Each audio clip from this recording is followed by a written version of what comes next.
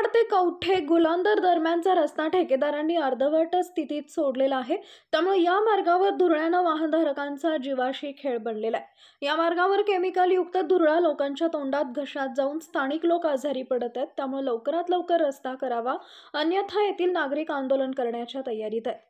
शिरोळ तालुक्याचे आमदार डॉक्टर राजेंद्र पाटील यड्रावकर यांच्या प्रयत्नातून येथील रस्त्याचं काम सुरू आहे।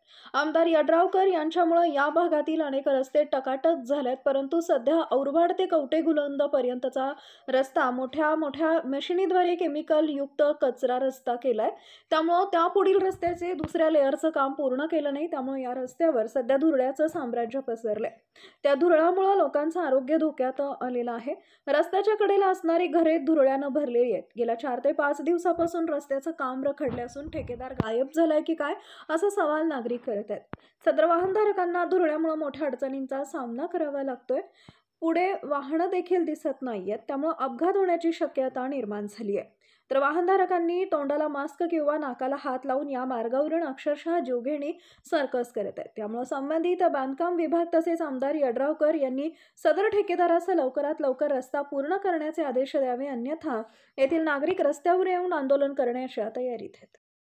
नमस्कार। औरवाड ते कवठे गुलांदरमधील हा रस्ता फार दिवसापासून वंचित राहिला होता, परंतु गेल्या 15 दिवसापूर्वी हा रस्ता सुरू झाला।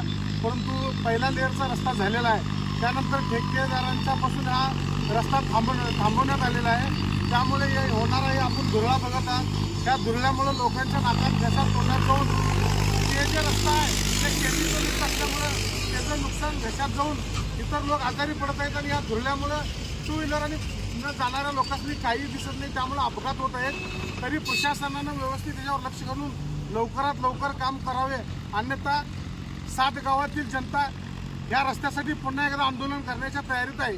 धन्यवाद।